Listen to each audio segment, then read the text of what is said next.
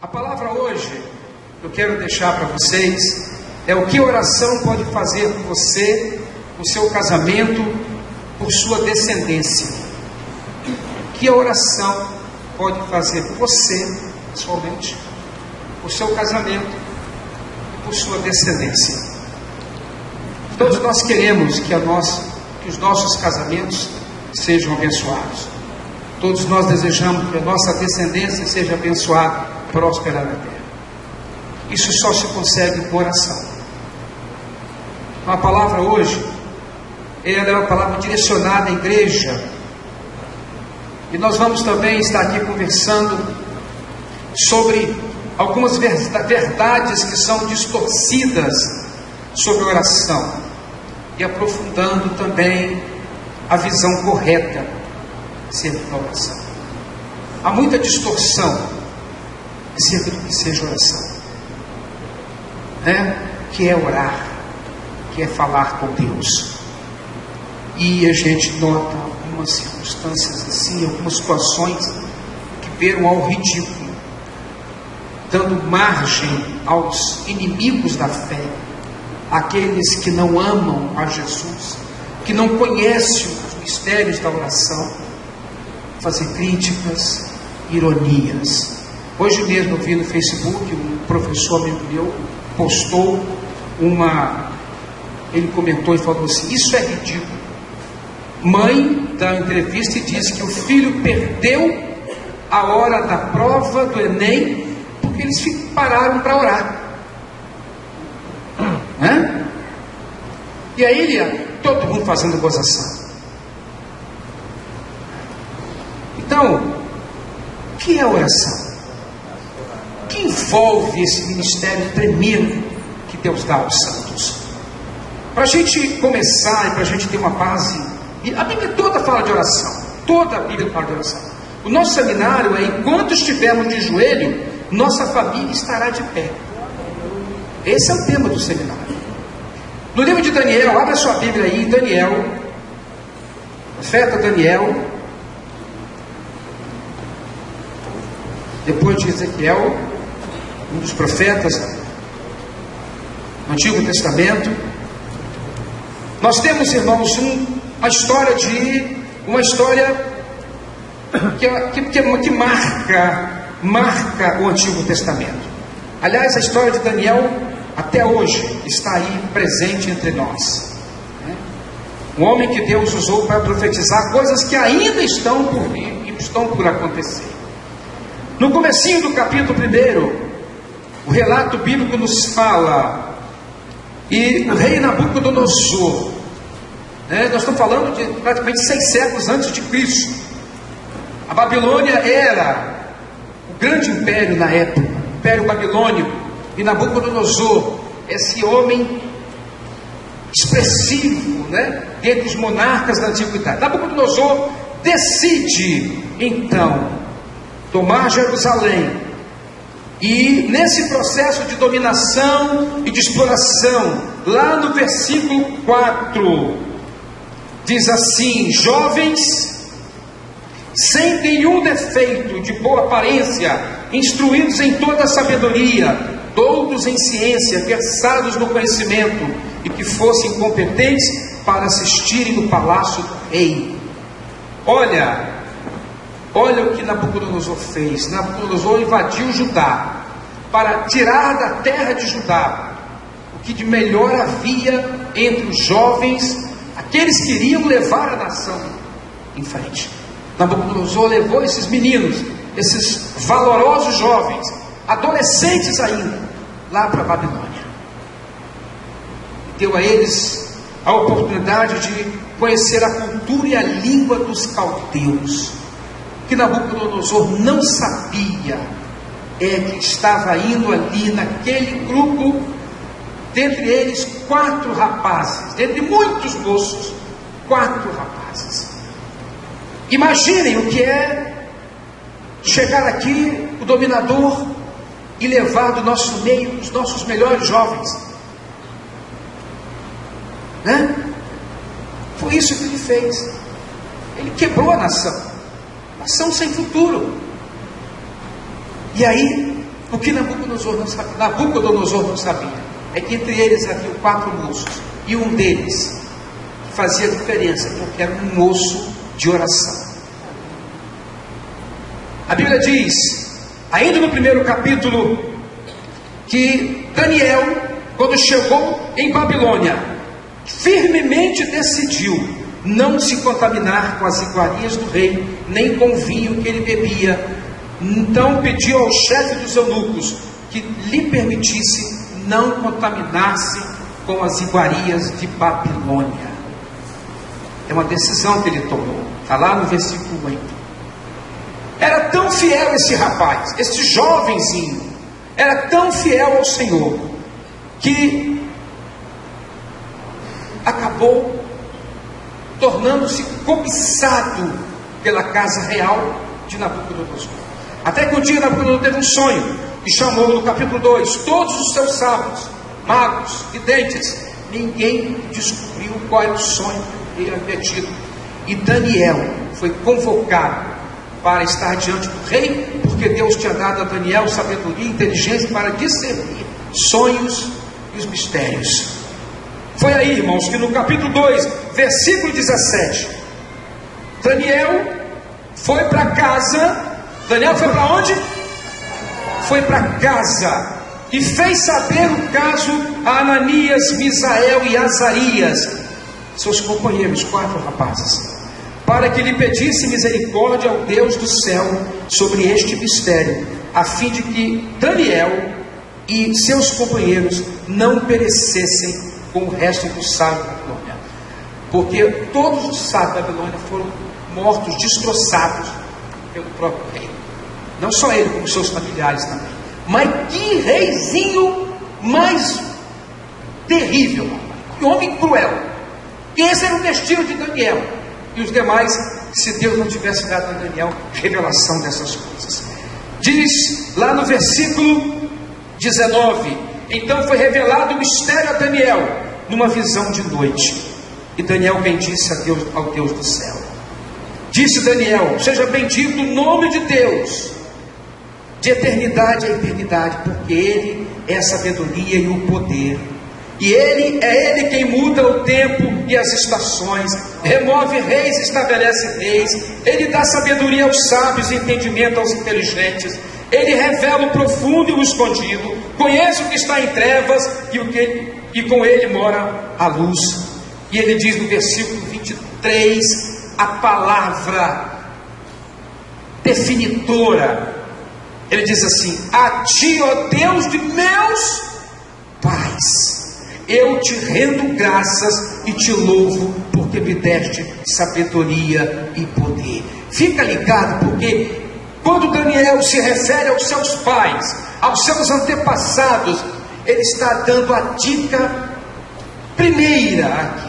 Porque ele era um homem de oração, porque ele era um jovem de oração, porque os seus pais eram de oração, porque ele veio de uma família nobre, sim, veio de uma família da elite, sim, era um homem instruído, sim, tinha conhecimento e sabedoria, sim, mas ele não confiava na sua própria sabedoria.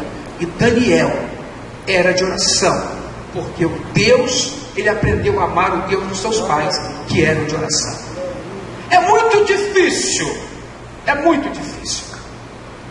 que um jovem que vive a experiência num lar onde a oração é vivenciada, é amada, é muito difícil que esse jovem diga não à oração. E ainda que ele venha se desviar, mas ele vai estar lá fora, e na hora da dificuldade ele vai saber a quem direcionar a sua oração, porque ele viveu, ele sabe o que é um lar onde as pessoas oram. A ti, ó Deus dos meus pais, eu te rendo graças e louvor. Será que os nossos filhos vão poder dizer isso quando forem orar ao Senhor? Ó Deus do meu pai, Deus da minha mãe, Deus dos meus avós.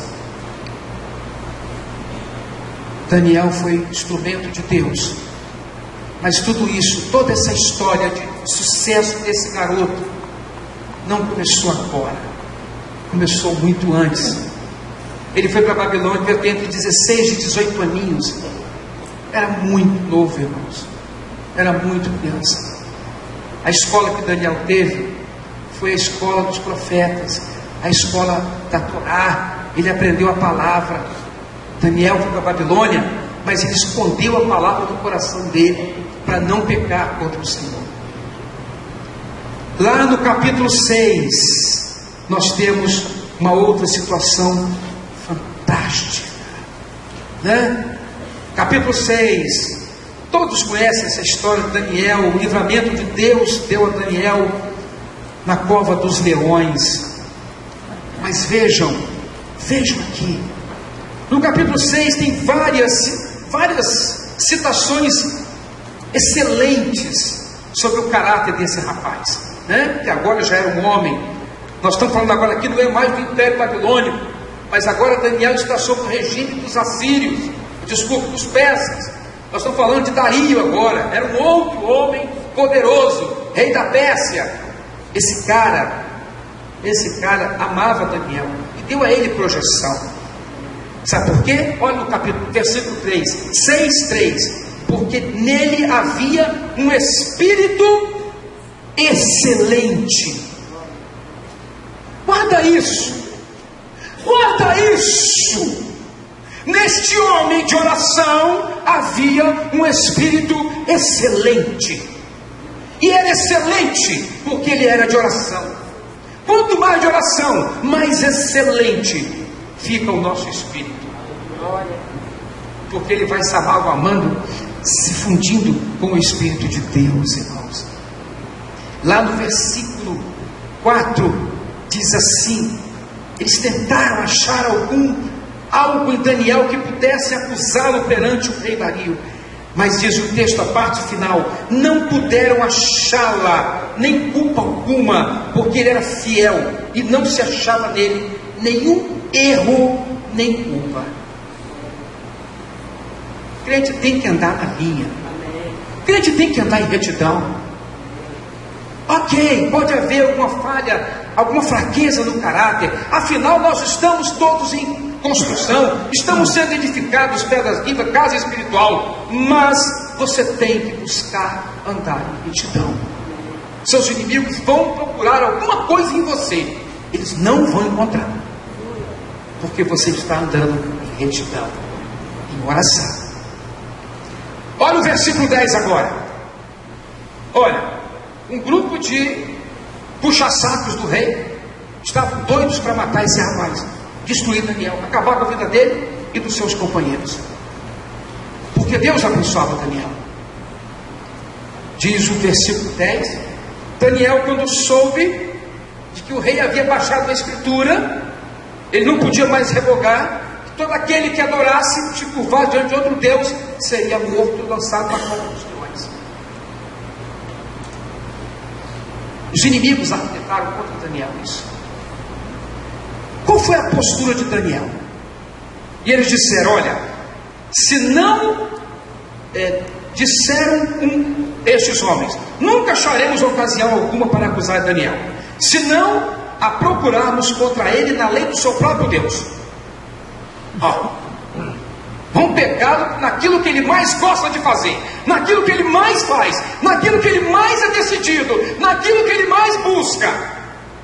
Daniel voltou para casa, foi lá para o seu quarto, lá no seu cantinho. Versículo 10: Daniel, quando soube da escritura, estava assinada, entrou em sua casa, a casa de novo, e em cima do seu quarto, onde havia janelas abertas do lado de Jerusalém, 3 vezes por dia se punha de joelhos e orava, e dava graças diante do seu Deus, como costumava fazer.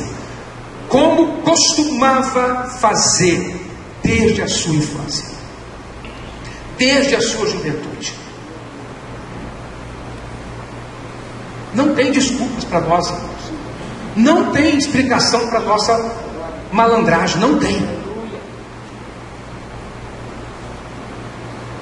Nós temos que pensar seriamente no que a oração foi capaz de fazer com a vida de Daniel e de seus amigos. Daniel quer dizer: Deus é meu juiz. Quem ora, quem busca, recebe de Deus esta presença. Quem lhe julga é Ele. Amém? Misael quer dizer: quem é como Deus? Olha só. Azarias: Deus é a minha força, aquele que me ajuda. Isso é oração. E Ananias, ou Hananias, que quer dizer: Yahvé é misericordioso. Deus é misericordioso e gracioso, cheio de graça para conosco. Não eram nomes escolhidos à toa. Havia um propósito na vida dos seus pais quando escolheram esse nome. Vocês estão vendo aqui que a questão da oração é uma questão que se resolve orando. Não tem muita explicação. A teologia da oração não tem muita sofisticação nela. Nem pode haver. Aliás, quanto mais, pior fica. Mais complicado fica. Como é que a gente ora? Orando. Entrando no quarto. Fechando a porta. Conversando com Deus. Dirigindo o carro. Sentado na privada.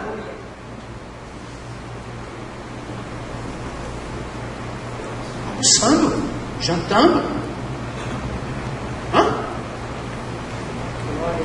É assim que a gente ora. O tempo todo. É um estado. Eu não vou para a oração, eu estou em oração. Eu vou chegar numa reunião, num ajuntamento, os crentes estão orando, eu já chego em oração. Porque é um estado de espírito. E a oração gera um espírito excelente na gente. Isso é maravilhoso, irmãos. Eu quero falar um pouquinho para vocês agora, com base neste texto de Daniel, algumas verdades que são distorcidas sobre a oração. Presta atenção nisso, porque Deus pode te dar uma libertação aqui hoje. Primeira verdade que eu quero mostrar para os irmãos é que precisa ser assimilada e vivida por todos nós. Todo crente ora. Todo crente tem ministério de oração. Todo aquele que recebe o dom do Espírito Santo recebe o dom da oração. Porque quem ora é o Espírito em nós. Quem tem o Espírito Santo, ora. Quem tem o Espírito Santo,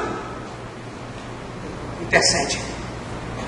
Esse não é um ministério dado a apenas alguns privilegiados e queridinhos que Deus gosta de ouvir. Não. A diferença é que alguns irmãos têm mais experiências com a oração, ocupam-se com ela, descansam nela e tornam-se dependentes dela. A diferença é essa. Mas todo crente tem esse ministério, recebeu esse ministério. Se não oramos e se não buscamos, é porque somos malandros. Porque achamos mais cômodo pedir que outro venha e põe a mão na minha cabeça, ou que faça alguma coisa. Mas eu recebi, você recebeu, você que está aí, meu Deus, como eu não consigo nem orar minha boca? Se você é crente, se você tem Jesus, você recebeu o dom da oração. É um ministério que Deus dá a todos salvos. Qual é o efeito dessa verdade na minha vida? É porque a família toda pode se envolver com a oração. Não, na minha família, o sacerdote é o meu pai. Ó, que oração poderosa. Mas Deus não quer que só seu pai carregue o fardo, carregue o peso. Nós temos que carregar as cargas uns dos outros. Levar as cargas uns dos outros. Na família, todos devem orar. Todos devem buscar. Todos devem clamar. Quando eu chego àquela visão distorcida que na família tem alguns que têm ministério da oração, mas eu não sou muito de oração. Vai catar coquinho. Deus quer que todos os filhos dele, todo servo dele, ore. Ore, ore, ore. A oração é para todos, salve, irmãos. Todo crente, todo salvo tem necessidade de orar. Olha o que eu disse aqui. A diferença é que alguns se lançam mais na oração, se apaixonam mais por ela, veem excelência nela e vão ficando mais experimentados no ouvir e no falar com o Pai, com o Senhor. Mas é dado a todo crente. Vocês estão vendo ali aquela sala? Vocês estão vendo ali aquela copa? Aquela mesa? Aquilo foi colocado ali, sabe para quê, irmãos? Porque nós temos que voltar à mesa da oração. Nós temos que voltar para a sala de oração. Eu quero convidar aqui agora uma família, papai, mamãe, os filhos, com a sua Bíblia. Vocês vão sair do lugar de vocês, uma única família, qualquer família aqui. Eu gostaria que vocês se levantassem e fossem para aquela sala, aquela poltrona, as duas poltronas, vocês vão sentar-se ali. Eu quero uma família, quero ver uma família que tem coragem de fazer isso, levantar e assentar-se ali. Leve a sua Bíblia, vai lá, abram suas Bíblias, comece a ler. Isso, senta os dois e os quatro aí, né? Isso. Senta um perto do papai. Isso. Preste atenção, irmãos. É assim que começa, ó. Vai lá, Zé, dá o comando. Daniel. Ele está abençoando a esposa. Vai lá, Zé. Vamos ler a Bíblia, gente. Alguém quer sentar à mesa ali? Alguma outra família quer sentar-se à mesa? Para juntos orarem em torno da mesa? Meu Deus, de volta à mesa da oração, de volta à sala da oração, de volta à sala da oração. Tem a varanda. Tem algum casal que queira sentar aqui? Isso. Amém, Jesus, glória a teu nome. Você sabe o que é isso aí? Foi isso que Daniel viveu na casa dele. Daniel viveu isso aí. Papai falava assim: vem cá, Daniel, vem cá, meus filhos, senta aqui que eu vou ler a Torá para vocês. Eu vou contar para vocês quem é Jeová. Vem cá que eu vou ensinar a vocês a língua de Abraão, de Isaac, de Jacó. E com a língua, com a lei, Moisés, eu vou ensinar vocês a viver e a conhecer o Deus vivo.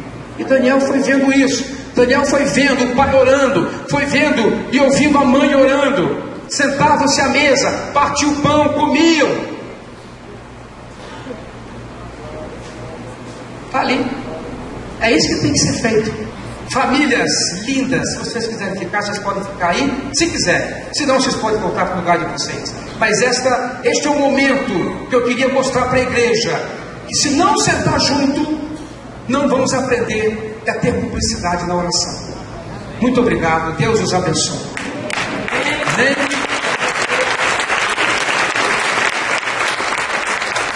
Olha o carinho de Gabriel com a menininha, olha que coisa linda só. Isso aí é Gabriel, cuida, beija mesmo. Então presta atenção. Esse ministério é para todo crente. A gente só tem que sentar à mesa, entrar no quarto. Agora o quarto é o quê? É o quarto de guerra. O quarto é lugar de guerra. Então você faz isso. Chame a família, vamos sentar, vamos conversar. Segunda verdade, que vem sendo distorcida muitas vezes, e a gente vê muito isso em alguns irmãos que dizem ter ministério de oração. Já disse a vocês que o ministério de oração é para todo crente, amém? Crente ora? Todo crente ora? Então caiu por terra essa ideia, como eu coloquei aqui. Deus não tem alguns privilegiados e queridinhos que Deus gosta de ouvir. Não tem. Não tem. O desejo de Jennifer é que essa vigília fique cheia de irmãos orando. Esse é o desejo do coração dessa irmã. A gente recebeu o ministério de oração. É muito cômodo eu falar que ela tem de oração e eu não.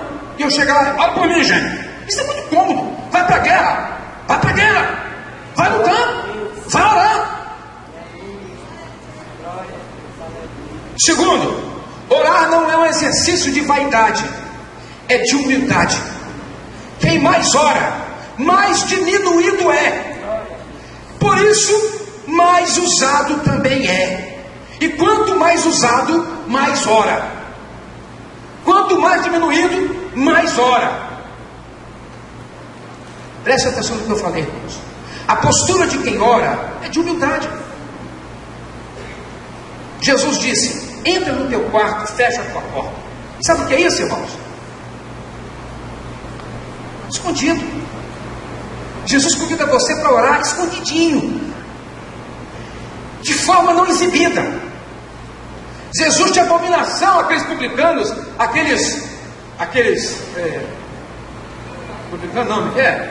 escribas, fariseus, que entravam lá na sinagoga e levantavam, faziam aquelas orações compridas. Ele falou: para com isso, entra no teu quarto, fecha a tua porta, não seja exibido. Oração não é exibicionismo, oração é batalha. Jesus disse, Paulo disse em Efésios 3,14: por esta causa eu me ponho de joelhos diante de nosso Deus e Pai. O que é isso, irmão? O que é se pôr de joelho? É rendição, prostração. Oração é prostração, é rendição. Jesus, quando foi ressuscitar Lázaro, ele disse, e levantou Jesus os olhos aos céus. Sabe o que é isso? Dependência. Dependência de Deus. Qual é o efeito dessa visão da oração? A oração é um exercício de humildade, não de vaidade. Pessoas que oram são melhores pais, melhores filhos, melhores cônjuges, simplesmente porque são mais humildes e mais quebrantados de coração. Tornam-se menos arrogantes e menos prepotentes. Não creio em gente que ora e é arrogante e prepotente. Não creio nesse. Quem ora é quebrantado. Quem ora é humilhado. Quem ora, irmãos, quem ora é o melhor pai, é a melhor mãe, é melhor cônjuge, é melhor filho. Que a oração nos leva a uma vida de humildade. Eu vejo gente batendo no peito que tem ministério de oração e passa a tratar tantas vezes irmãos mais humildes de forma arrogante e prepotente. Porque eu tenho um ministério de oração. Você tem porcaria nenhuma. Ministério de oração é para toda a igreja, é para todos os santos, todos os salvos.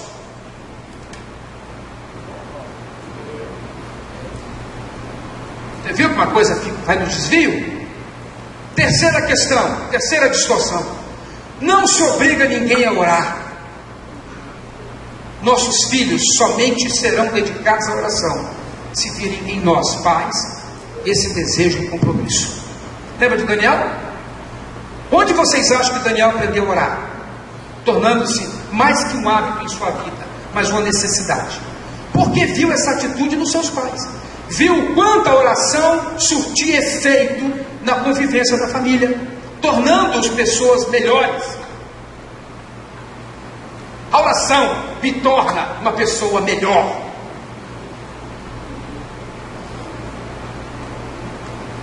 Viu também que Deus respondia orações. Por isso, mesmo cativo em Babilônia ou na Pérsia, Daniel confiava na resposta de Deus. Ele havia aprendido e visto Deus agir em sua família através da oração. Por isso, Daniel tinha um espírito excelente. Olha, tem um irmão, minha casa, esse irmão, a bênção, um irmão de oração. Ele tem um espírito excelente. Como é que ele se relaciona com a esposa? Como é que ele se relaciona com os filhos? Porque quem ora, vê o Senhor, conversa com o Senhor e ouve dele. Precisa ser todo crente. Portanto, não entra nessa que basta botar o moleque para orar. Você tem que orar. Você tem que ser de oração. Você tem que ser um exemplo. Eu costumo dizer a vocês, sempre falo com vocês aqui, das coisas que eu via dentro da minha casa, da alegria da minha avó com a Bíblia, da alegria da minha avó que está de joelho, da minha avó cantando os hinos ao Senhor. Eu era adolescente, estava crescendo, de ver minha mãe memorizando versículo bíblico com a gente. Hoje eu estive lá com meu pai, com ela. Meu pai está muito fraquinho. Hoje eu tive que o levar para o quarto. Eu falei, Senhor, o que está vendo com o meu velhinho? 90 anos. O que houve, Senhor? E aí ele deitou na caminha, eu deitei ao lado dele, peguei a mãozinha dele, mamãe do outro lado com a mãozinha com ele, e nós ali, ele disse, eu agradeço muito a Deus pelos meus filhos. Eu oro todos os dias por meus filhos. Ele, Priscila, estava sentado na cadeira de frente, encheu os olhos de lágrimas. Um momento bíblico.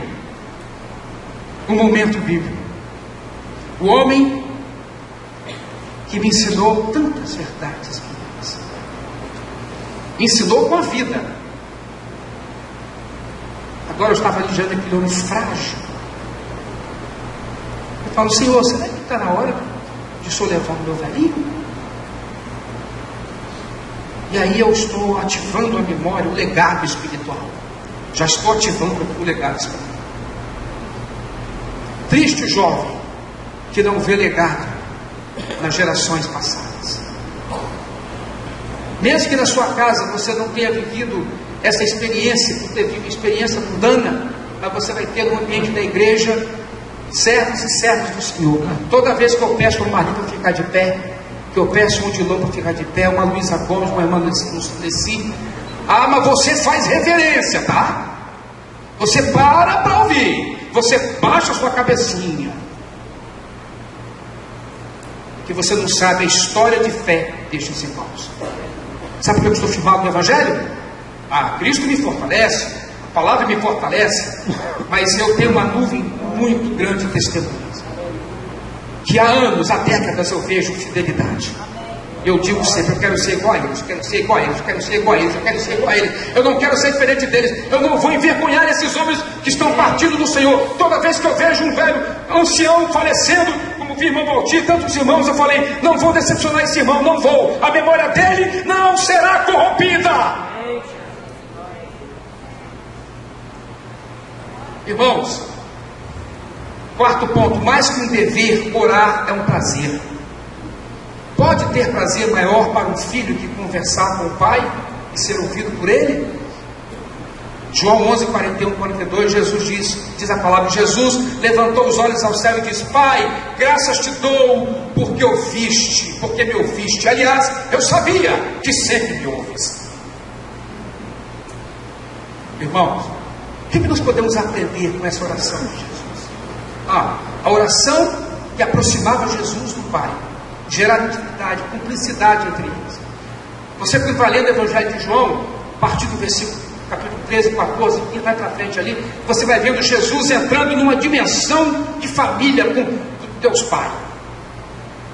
Em 4 capítulos ele chama Deus Pai quase 50 vezes.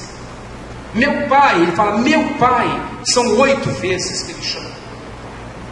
Pai Santo, Pai Justo, Pai de amor. Até que chega a cruz, ele chama e ele fala, Abba, Pai. Paizinho, em tuas mãos eu entrego o meu espírito. Veja que cumplicidade, veja que relação do filho com o Pai. Assim a relação do crente na oração com Deus Pai. Irmãos, quem ora é mais acessível aos filhos e ao cônjuge. Quem ora é mais acessível. Joanício sabe o quanto ele precisa ser acessível aos filhos. Não basta só orar, impor as mãos e repreender. Não. ele tem que ser acessível. Filho, o que é que você está precisando? Gabriel, o que é que você está precisando, Gabriel? Eu vou orar por você, Gabriel. Eu vou me pôr de joelho por você, meu filho. Pai que ora é mais acessível para ouvir as batalhas, as dores, o sofrimento dos filhos, porque essa moçada está sofrendo, inclusive com falta de referências. Filho que ora com o pai é mais íntimo dele, tornam-se acessíveis um ao outro, prospera entre eles o diálogo, o afeto, o perdão, a misericórdia e, é claro, o espírito de obediência. Lembro uma vez, nós orando, e a minha menina chorando, e ela orando, e nós orando pela vovó Carolina, e nós ali no quarto, e eu lembro que ela, as lágrimas corriam, e eu me cheguei perto dela, assim, um abraço dela, enxuguei a lágrimas dela. Isso só acontece na hora de oração.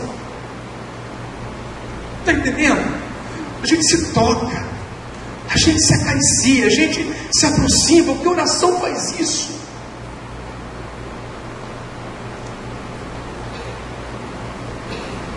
Oração deve ser um prazer, não um dever. Outra distorção: vida de oração não combina com atitudes egoístas. Quem ora esvazia-se. Presta atenção. Só os vazios de si podem ser cheios de ti, ó Senhor. Só os vazios de si podem ser cheios de ti, ó Senhor. Foi essa oração que Deus me deu ali naquele momento. Família que ora tem menos conflitos. De onde vêm as contendas que existem entre nós, senão do ego ensoberbecido? Quantas vezes a gente ouve dentro da casa da gente: eu quero, é meu, não dou. É meu, é só meu. Palavra de Deus diz: de onde vêm as batalhas, os desentendimentos que há entre vós? De onde vem isso? Senão das paixões que guerreiam dentro de vós, do ego que está aceso dentro de vocês. Quem ora esvazia-se disso, consegue caminhar as 2 milhas. Tem casamento acabando aí porque o cara está cheio de si. Ele casou, mas ele quer viver como se fosse solteirão, quer ter a vidinha dele. Ô meu, ei, você casou, velho. Não é assim que diz o menino? Está casado. A Bíblia diz que quem casa tem que cuidar das coisas da mulher, da família. Se liga, meu irmão. Se vira. Vai cuidar das coisas. Não abre mão do meu futebol. Mas você já percebeu, sim? Aliás, você vai de futebol, é um negócio que é complicado. Uma vez eu falei na sala de aula assim: aí a turma aí, eu passei aqui no bar, tem um bar ali, perto de coisa, na Serra. Bar famoso na Serra. Perto de coisas. É isso mesmo, né? Aí, irmão, tinha um telão de todo tamanho. Acho que não tem isso mais não, acho que é outro lugar. Acho que é o tal do pé do galinho que tem, perto da escola. Aí eu passei, tinha um telão, um jogo, correndo solto lá, aquele monte de homem. Eles se tocavam, eles se abraçavam, eles se beijavam. Vasco! Mengo! Mas quase beijavam na boca, aqueles caras tomando cerveja. E eu pensei assim: meu Deus, quantas mulheres sozinhas dentro de casa nesta hora. Aí está lá, as viúvas da seca, né? Lá no Nordeste. Ficam sozinhas, marido não viajar, não trabalhar. Tem as viúvas do futebol. Deixa o futebolzinho. Vai orar com ela. Vai para o quarto orar. Orar mesmo, estou falando. Essa mentezinha sua aí pensando o quê? Orar. É assim que a gente faz agora. Vida de oração não combina com atitude egoísta. Você está pronto a se esvaziar de si mesmo? Você está pronto, Elinho? Se a Diana pedir, você fica, amor. Você fica? Esse negão é esperto. Esse é inteligente. Tem que ser assim, né? Tem que ter esse cuidado. Outro: Vocês estão percebendo quando eu falo que vida de oração não combina com atitude egoísta? O cara, quando ele é um homem de oração, quando ele começa a orar, ele vai se esvaziando do seu ego, vai ficando uma pessoa melhor.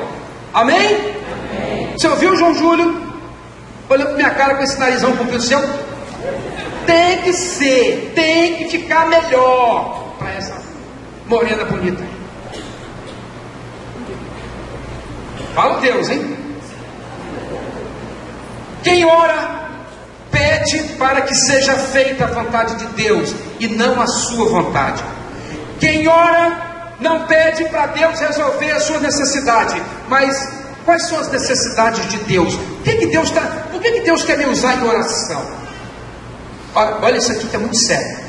É por isso que nós precisamos parar de fazer orações simpáticas e começar a fazer orações empáticas. Vou explicar a vocês. Qual é o efeito de alguém que sabe que vai orar e tem que orar pedindo que seja feita a vontade de Deus? Quando oramos em família, aprendemos a carregar as cargas uns dos outros. Paramos de orar só por nós e começamos a interceder pelos outros. Quando a gente aprende a orar em família, a gente se prepara para uma vida de oração na igreja. Crente maduro só faz oração egoísta, só pede para você, para ele mesmo. Vai ver uma reunião de oração. O cara fica assim: Senhor, me abençoa. Olha para mim, Senhor, me abençoa.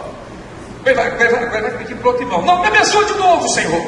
Eu preciso da tua bênção. Senhor, me ajuda. Senhor, me ajuda. Senhor, olha para mim. Ô Senhor. Agora ele vai pedir oração para orar pelo Brasil. Senhor, abençoa o meu coração. Senhor, me abençoa. Meu Deus, ele não vai sair desse negócio. Olha, Deus quer que amadureçamos na oração. Crente maduro só ora por si mesmo. Crente maduro faz orações egoístas. Crente maduro faz orações altruístas. Crente maduro faz orações simpáticas. Crente maduro faz orações empáticas. O que é isso? Oração de intercessão. Quando alguém, irmã Lindaura, fala assim: irmão, estou com uma batalha, estou com uma luta, esse irmão vai para uma reunião de oração e vai orar pela irmã Lindaura. Ele vai tomar sobre si o fato da irmã Lindaura e vai orar e interceder. A irmã Lindaura orou, pediu oração para que a gente tenha encargo de oração por ela. Isso é maturidade. Olha o que a palavra de Deus diz em Tiago capítulo 5: confessai as vossas culpas uns aos outros, orai uns pelos outros, para que sareis. A oração feita por um justo pode muito em seus efeitos. Então veja bem, olha bem.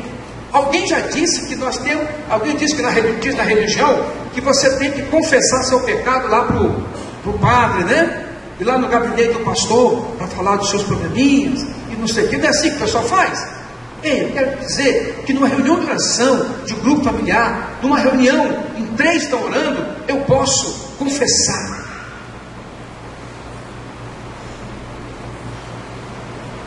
Você sabe por quê? A gente continua adoecendo, porque a gente não tem liberdade para confessar.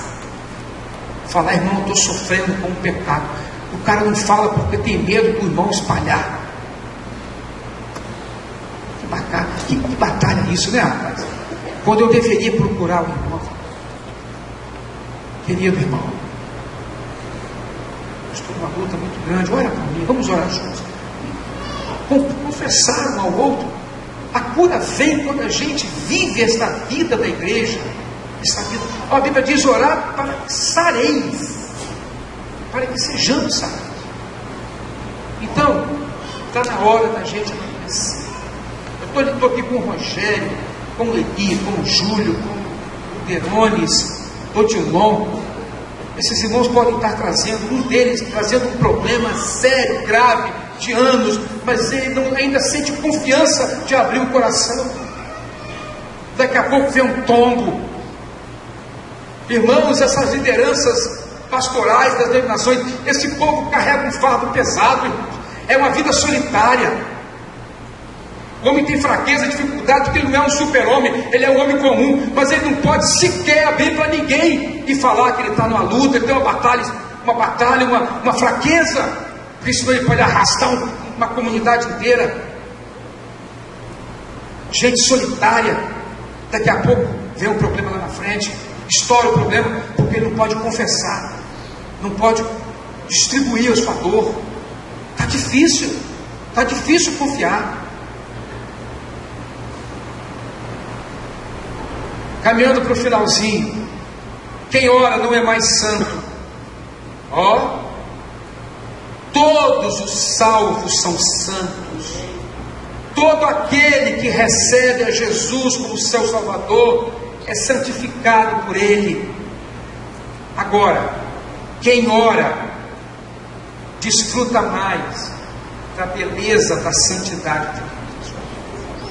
Isso é verdade. Quem busca em oração desfruta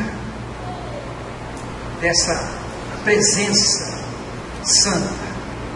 Quem ora, viver torna-se, eu usei a expressão, santamente belo. Vocês entendem o que eu estou falando aqui? Quando você vê beleza na santidade do irmão, e não só aparência ali, mas você vê que o irmão vive a santidade de Deus. Qual é o efeito dessa verdade na minha vida? Qual é o efeito? Eu fui chamado para ser santo. Que não é só aquele que ora, que busca, que fica ali de joelho o tempo todo, que é seu, não, fulano é mais santo que eu. Você foi santificado, você foi salvo, lavado pelo sangue do Cordeiro, você recebeu a santidade de Deus. Qual é o efeito disso na sua vida? Quem ora, contempla a beleza de Deus, ao mesmo tempo a safadeza que há em si mesmo. Quanto mais eu me aproximo de Deus, mais vejo beleza nele, e vejo a safadeza que está dentro de mim. Reconhece-se como pecador e sabe que está de pé porque tem um Salvador. Vocês entendem? Deu para rimar, inclusive.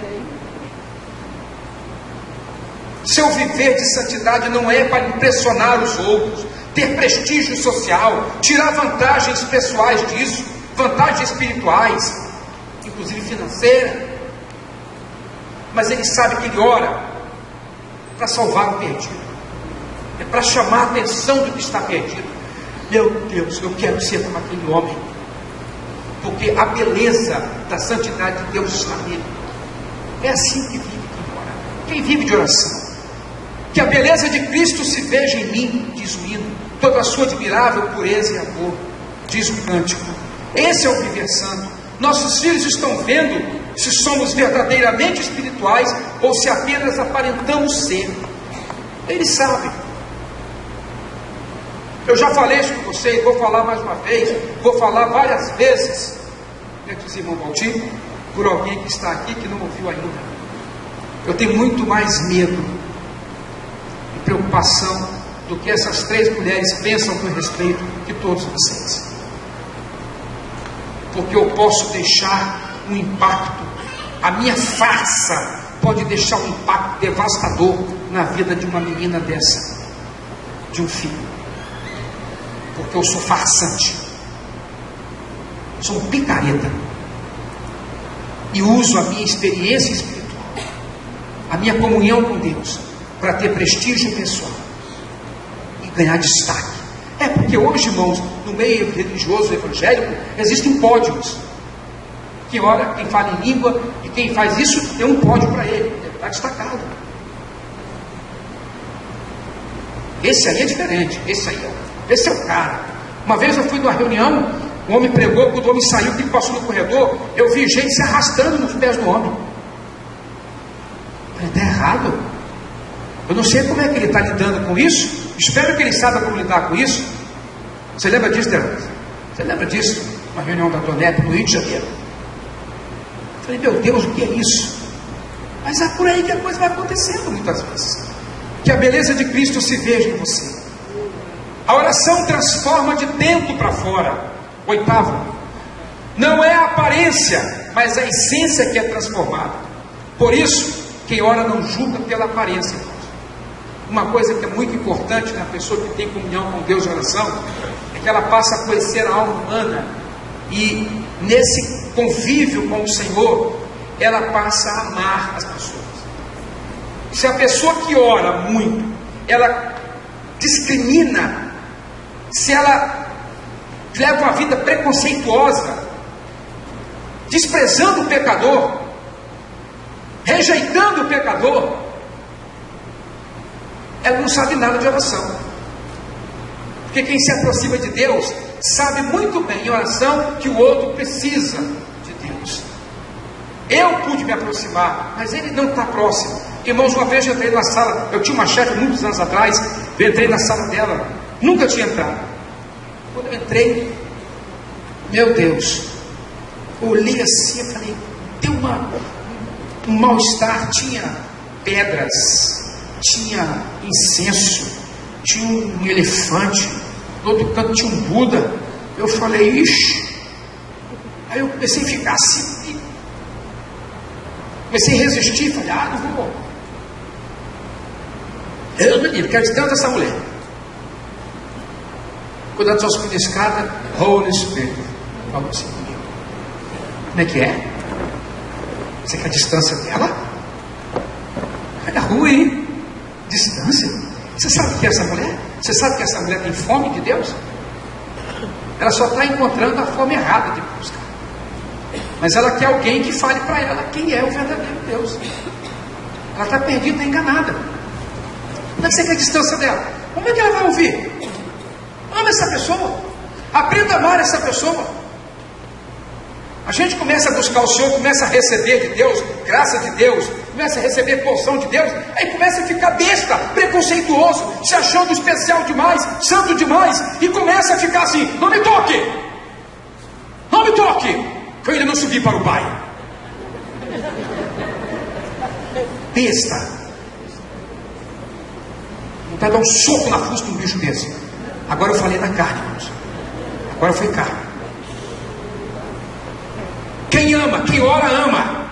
Ama, seja qual for a aparência, seja qual for a circunstância da vida familiar. Não julga nem acusa, e espera o agir de Deus. Irmãos, quem ora não vê aparência, não julga pela aparência, passa a ver como Deus vê o homem. A oração é o maior sistema de reciclagem que existe para a alma humana. Quem ora não guarda lixo dentro de si, o lixo do ressentimento, da amargura e da mágoa. Quem ora não guarda lixo, põe para fora o lixo quando ora. Está entendendo?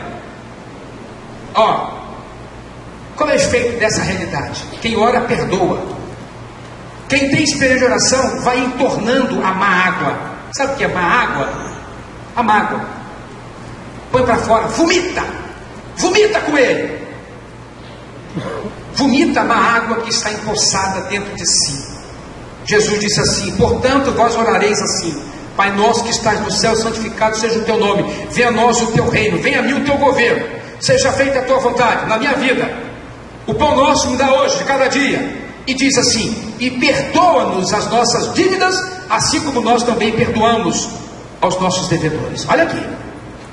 E Jesus diz no final: porque se perdoardes aos homens as suas ofensas, também vosso Pai Celestial vos perdoará a vós. Se porém não perdoardes os homens quem te ofendeu, tampouco o Pai do céu vai te perdoar. Tem oração interrompida, tem oração que não está subindo, porque você está com má água acumulada. Você está com má água, não vai ter resposta, hein? Libera o perdão. Joga fora essa água suja que está estragando você, que está impedindo você de servir o Senhor e de ter comunhão. Gente que não se perdoa, no arraial. Como é que gente que ora, Jennifer, e não se perdoa, Jennifer? Não se arrepende? Como pode? Como pode marido e mulher de inimigos sendo de oração? Não tem condição, irmão. Isso é conversa fiada. A oração me faz uma pessoa melhor.